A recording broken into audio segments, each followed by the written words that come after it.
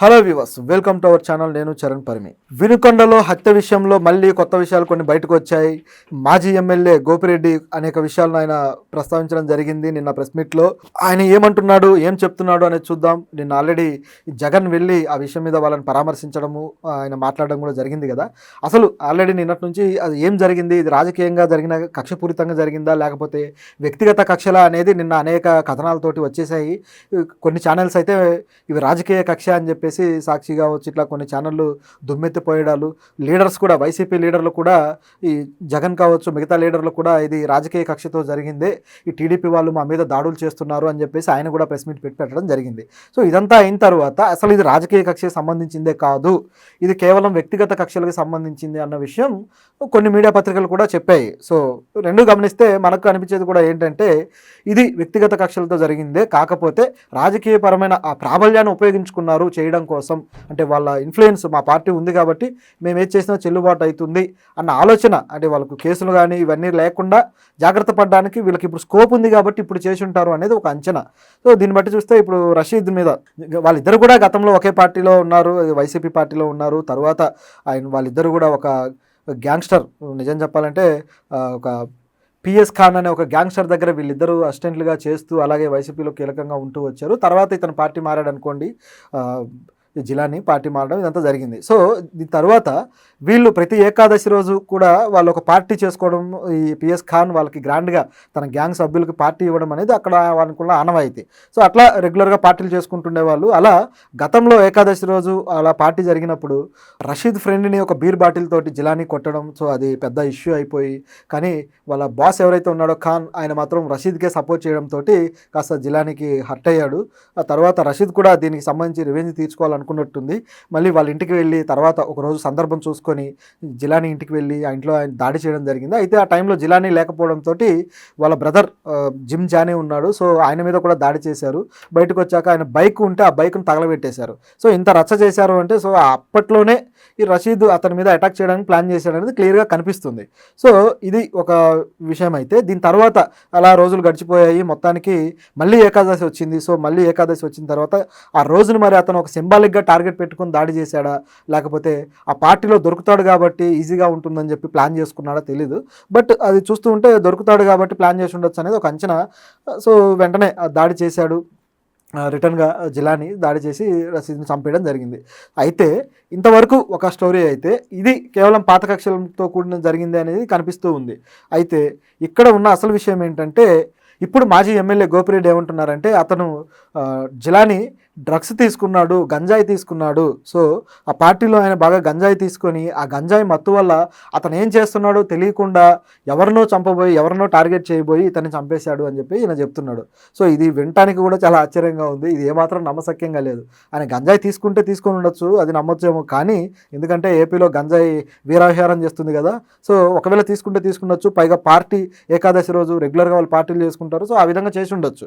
అయితే ఈ దాడి విషయంలో మాత్రం ఆల్రెడీ గతంలో వాళ్ళ బ్రదర్ మీద దాడి జరిగింది, ఆ బైక్ తగలబెట్టడం కావచ్చు, పెద్ద రచ్చ అయింది. సో ఈ విషయం అంతా కూడా ఆయనకు కోపంతో ఉన్నాడు కాబట్టి జిలాని ఈ దాడి చేయడానికి ఇదే ఒక మోటివ్ అయి ఉంటుంది అనేది కనిపిస్తూనే ఉంది. సో ఇంత క్లియర్ మోటివ్ ఉన్నప్పుడు ఇది కాదు వేరే అని చెప్పేసి ఈయన చెప్పడం హాస్యాస్పదం. ఎందుకంటే వేరే వ్యక్తి మీద దాడి అంటే ఆ వ్యక్తి ఎవరు? ఒకవేళ ఆ వ్యక్తి మీద దాడి చేస్తే మరి అతను కూడా పలానా పార్టీకి చెందినవాడు అనేది న్యూస్ అవుతుంది కదా. మరి అతన్ని చంపినా కూడా అదేమన్నా పుణ్యకార్యమా? కాదు కదా. సో ఎవరిని చంపినా దాడే, ఎవరిని చంపినా హత్యను హత్య అనాలి. అలాగే ఏ పార్టీ వాళ్ళు చేసినా దాన్ని రాజకీయ కక్ష కింద పులిమే అవకాశం కూడా ఉంది. సో ఈయన చెప్పేది మరీ హాస్యాస్పదంగా ఉంది. ఏమాత్రం దీనికంటూ ఒక కన్సిడర్ చేయాల్సిన పరిస్థితి కూడా కనపడట్లేదు. ఆ విధంగా ఉంది ఇది. పైగా కొత్తగా ఇంకొక ఎక్స్ట్రా ఆరోపణ చేసినట్టే ఉంది. అతనికి ఏమన్నా ఫేవర్ చేద్దాం అనుకున్నాడో, ఏం మాట్లాడాడో తెలియదు, కానీ చనిపోయిన వ్యక్తి మీద కొత్త ఆరోపణ చేసినట్టుంది. అంటే వీళ్ళు తాగుతారు, డ్రగ్స్ తీసుకుంటారు, సో గంజాయి తీసుకొని ఆ మత్తులో వీళ్ళు గొడవ పడతారు అని చెప్పినట్టుగా ఉంది. సో ఇదంతా చూస్తుంటే ఆ దెబ్బ తగిలిన వ్యక్తి కూడా పారిపోయే సంఘటన చూస్తే పారిపోయే పరిస్థితి కూడా ఆయనకు లేకుండా సరిగ్గా ఆయన నడవలేని పరిస్థితి కూడా ఆ సంఘటనలో క్లియర్గా కనపడింది. అంటే వాళ్ళు ఆ మత్తులో ఉన్న పరిస్థితి కావచ్చు, సో వీళ్ళ ఆ దాడి ఆ విధంగా చేసుకుంటూ రావడం కావచ్చు, ఇదంతా చూస్తుంటే వీళ్ళు ప్లాన్డ్గా, అంటే మామూలుగానే దాడులు అనగానే ఇలా ప్లాన్ చేసేసి ఆ డ్రగ్స్ తీసుకున్నప్పుడు లేక తాగి వాళ్ళు సోయి లేనప్పుడు దాడి చేస్తుంటారు కాబట్టి ఇది అలాంటి దాడిగానే కనబడుతూ వచ్చింది. సో ఈ ప్లాన్ ప్లాన్ అయితే ఆయనకు వర్కౌట్ అయ్యి ఉండొచ్చు, కానీ ఈ మాజీ ఎమ్మెల్యే చెప్పేది మాత్రం ఏమాత్రం నమ్మశక్యంగా లేదు. మరి ఇక పోలీసులు అయితే దీని మీద కేసు ఫైల్ చేయడం జరిగింది. సో ఇక్కడ గమనించాల్సిన విషయం ఏంటంటే మళ్ళీ రిటర్న్ దాడేమన్నా ఉంటుందా అని చెప్పేసి పోలీసులు కూడా ఆందోళన పడుతూ ఉన్నారు.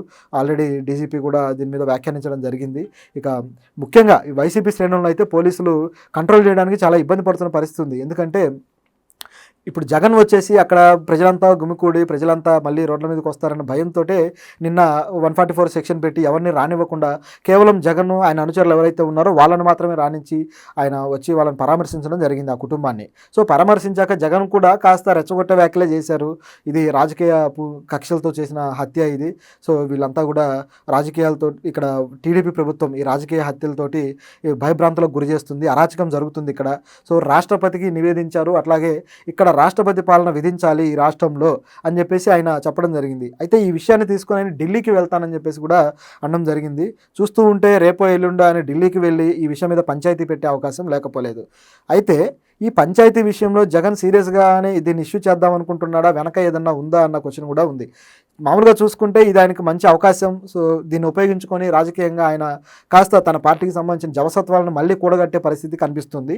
ఇదిలా ఉంటే నెక్స్ట్ వీక్ నుంచి ఆయనకు మళ్ళీ కేసులు వాయిదాలు ఉన్నాయి. నిజానికి నిన్ననే ఆయన విశాఖలో ఒక కేసుకు సంబంధించి హాజరవ్వాల్సి ఉంది.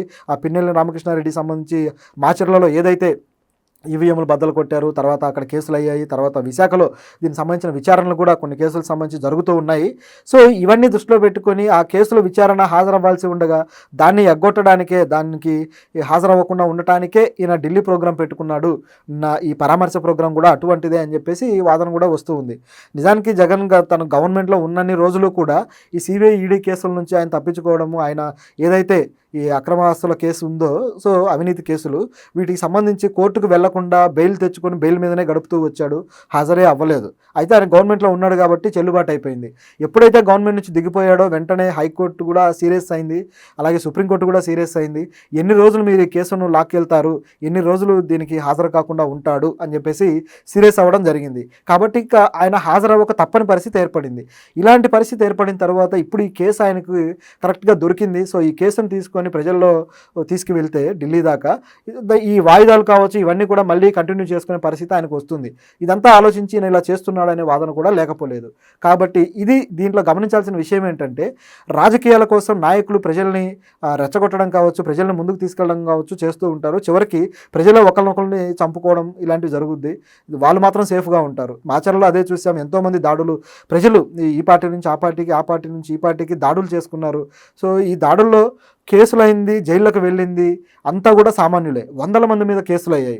సో మరి ఈ కేసులైన కుటుంబాల పరిస్థితి ఏంటి? సో ఇదంతా ఆలోచించాలి ప్రజలు.